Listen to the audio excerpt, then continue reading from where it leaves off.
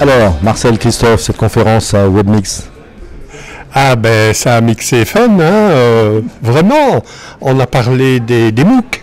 Ouais. Tu te rends compte? Alors, tout d'abord, on a distingué un peu, parce que tu sais, il y a MOOC et MOOC. Hein. Bon, donc on a parlé, je crois que c'est important dans le débat, les fameux XMOOC, hein, c'est-à-dire finalement des sortes de réplicas avec des fonctionnalités évidemment en plus de l'enseignement traditionnel, des cours filmés par des experts de leur matière, des exercices, des travaux à remettre, avec évidemment le potentiel des technologies, hein, la diffusion massive, l'accès à toutes ces connaissances par des populations parfois reculées, peu importe. Ça, c'est les XMOOC. C'est les XMOOC. Et les CMOOC. Et les CMOOC, là, c'est plutôt inspiré des communautés d'apprentissage, c'est-à-dire qu'il n'y a pas un savoir qui est délivré d'en haut, ex cathedra, comme on dit, mais c'est plutôt une sorte de partage des savoirs entre les personnes. Chacun amène ses connaissances qui sont issues de son contexte.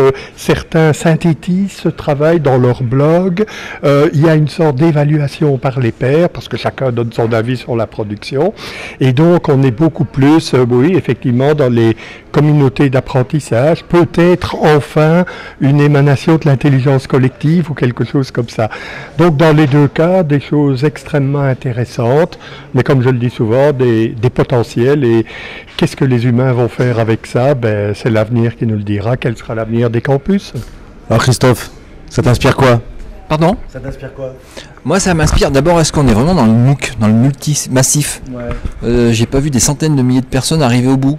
Ouais, c'est pas la partie un peu polémique, mais il y a beaucoup de gens qui rentrent, peu de gens qui sortent. Donc, on me dit oui, c'est la longue traîne, machin, tout ça. Donc, il y a beaucoup à améliorer. Mais c'est beaucoup de personnes. Quelques pourcents de 100 000 étudiants qui suivent le cours, ça en fait quand même 8 000, 10 000, etc., qui vont jusqu'au bout. Bah. Donc, c'est quand même pas mal. Hein? Oui, Marcel. Bon, d'accord, Marcel. C'est quand même pas mal. Qu'est-ce qui va rester de tout ça? Là, on est dans une bulle en ce moment, on est dans l'effervescence, on voit plein de choses, on dit je vais faire des MOOC, il faut faire des MOOC pour faire des MOOC. Il n'y a pas que qui sont dans cette bulle-là, enfin, on retrouve ça un peu partout. Donc, il faut peut-être réfléchir, avoir une stratégie, mettre en place un MOOC. Pourquoi, pour qui, quelle cible, quel objectif, est-ce que ça répond à une vraie demande? Là on voit partir dans tous les sens. Je pense pas qu'il y ait eu d'études vraiment stratégiques. Enfin, de ce que j'ai vu, ça n'a pas été bien loin. Donc on est au début. On va faire les vieux du web, mais dans les années 2000, rappelle-toi Marcel, je ne sais pas si vous avez connu ça en Belgique, mais en France, on a eu la bulle Internet. Oh oui. Il fallait faire du web, et le modèle économique, c'est je vais faire un site web, je vais mettre de la pub, je vais être millionnaire. Et ça n'allait pas plus loin. Et pendant de mars 2000 à juillet 2000, c'était ça. On va faire des sites web en mettant de la pub, un truc grand public, et puis on était dans cette fusion effervescence, c'était un peu n'importe quoi. Mais ça a tout pété, le modèle n'a pas marché, n'a pas perduré, mais il a quand même resté quelque chose. Internet a pris une place dans nos vies, etc., etc. Et ben le MOOC, je pense, va être dans la même chose. C'est-à-dire que là, c'est du grand n'importe quoi, mais une fois que ça aura pété, ça va retomber et on va repartir sur quelque chose. Voilà. Oui, ouais, tout à fait, parce que c'est vrai que, comme tu disais, moi j'ai vu ça à partir des années 85. Encore plus vieux, j'ai les dinosaures, du temps des dinosaures, au cycle dernier. On disait l'ordinateur va remplacer l'enseignant. Voilà, mais non, ça c'est. Et puis on disait les gens vont apprendre. Moi j'ai vu ça en entreprise. Au lieu d'aller travailler, au lieu d'aller boire un café, ils vont apprendre. Non, les gens ils allaient boire un café, quoi. Donc c'était pas suffisant. C'est-à-dire que, mais par contre, ça peut petit à petit changer la relation enseignant-enseigné, enseigner et apprendre. Le rapport au savoir, la place de l'enseignant comme tuteur ou comme metteur en scène de l'éducation. Je pense qu'on va retrouver ça et que on a une couche de plus dans le millefeuille. Il y a des éléments complémentaires qui apparaissent petit à petit. Les MOOC, ça va être un stade de plus qui va faire évoluer, je pense, vers plus de communautés de pratiques, plus de possibilités pour les gens de n'importe où de pouvoir communiquer avec d'autres, partager. Je pense qu'on aura des choses intéressantes, mais je suis d'accord avec toi, il y a une espèce de soufflet. On va attendre que ça redescende un petit peu et on tirera le meilleur. Oui. Mais c'est vrai, l'innovation, parce qu'on peut parler d'une certaine forme d'innovation, on peut en discuter beaucoup, ça fait peur, hein. Et j'aimais beaucoup la question que tu disais, oui, moi aussi, dans les années 80, les enseignants disaient, Monsieur Lebrun, est-ce que vous pensez que l'ordinateur a remplacé l'enseignant? Et tu sais ce que je leur répondais? Je l'ai regardé dans les yeux et je disais oui. Oui. Si vous me posez, vous, enseignant, une question pareille, il y a beaucoup de chances que l'ordinateur vous remplace. Et on y arrive doucement. Et maintenant, la question, c'est peut-être, est-ce que finalement, le fait que le savoir est externalisé, c'est un fait. On n'est pas ici dans la fabulation, on le voit bien, on peut, tu l'as dit, accéder au savoir de partout.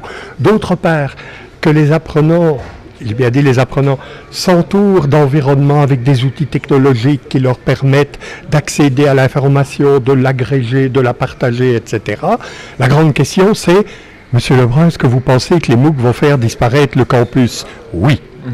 Oui.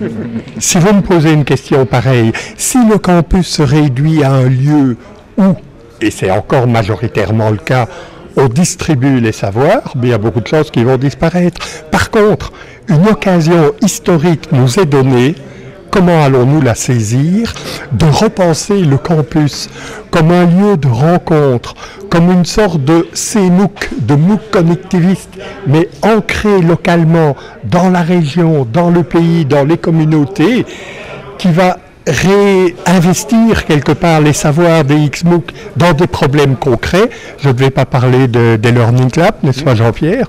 Oui, merci Arsène. Ces nouveaux lieux, espaces et temps pour apprendre, de rencontres entre des étudiants, cette fois-ci je dis des étudiants, des entrepreneurs, des profs, des experts, etc., qui vont travailler sur des projets, qui vont faire des approches de design, méthodes actives, peut-être bien des méthodes actives, on en parle depuis si longtemps aussi.